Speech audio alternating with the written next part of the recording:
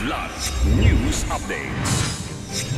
Mga balita ngayon, pagbagsak ng Cessna sa Zambales, 4 sugatan. Nagbebenta ng peking CAAP license, timbog sa entrapment operation ng NBI. 3 Pilipino seafarers ng MV Magic Seas na inatake ng Houthis nakabalik na ng bansa. 2 batch ng OFWs galing Israel nakauwi na. 4.7 million pesos halaga ng ilegal na sigarilyo nasamsam sa Negros Occidental. Ako po si Cesar Soriano para ihatid ang nangungunang mga balita sa buong kapuluan ngayon. 4 ang sugatan matapos bumagsak ang isang Cessna trainer aircraft sa Iba, Zambales noong Biyernes ng umaga, Hulyo 11. Kinilala ang piloto na si Captain Mel Bidayan at ang 3 student pilots na sina Florencio Ruiz, Jamil Riamon at Aldrich Saragaw.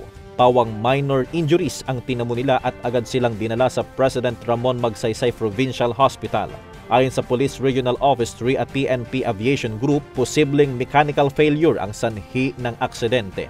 Meron ring hiwalay na investigasyon ng Civil Aviation Authority of the Philippines o CAAP upang tukuyin ang tunay na dahilan ng pagbagsak.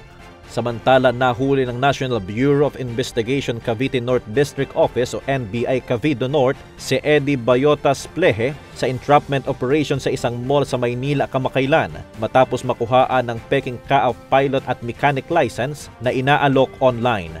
Nahaharap siya sa mga kasong falsification at cybercrime violations. Patuloy ang investigasyon sa posibleng sindikato sa likod nito.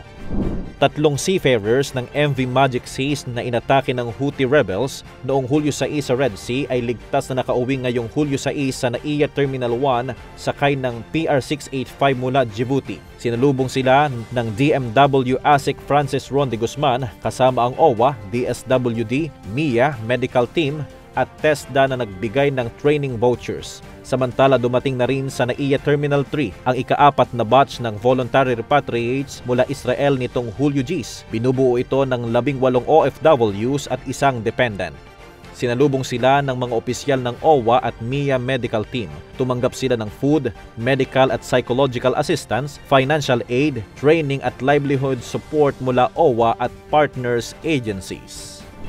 Arestado ang 5 sospek at nasamsam ang 4.7 million pesos halaga ng ilegal na sigarilyo sa buy-bust operation ng CIDG Negros Island Region sa Himamaylan City, Negros Occidental madaling araw ng Hulyo 10. Naaktuhan ang mga sospek na sila Judy, Arnel, Ali, Brian at Marjun na nagbebenta at naglo-load ng Komando, Bosco at Canon brand cigarettes na walang BIR tax stamps at graphic health warnings paglabag sa RA 10643. Nakuha rin sa kanila ang 2 sasakyan na gamit sa transportasyon ng mga sigarilyo.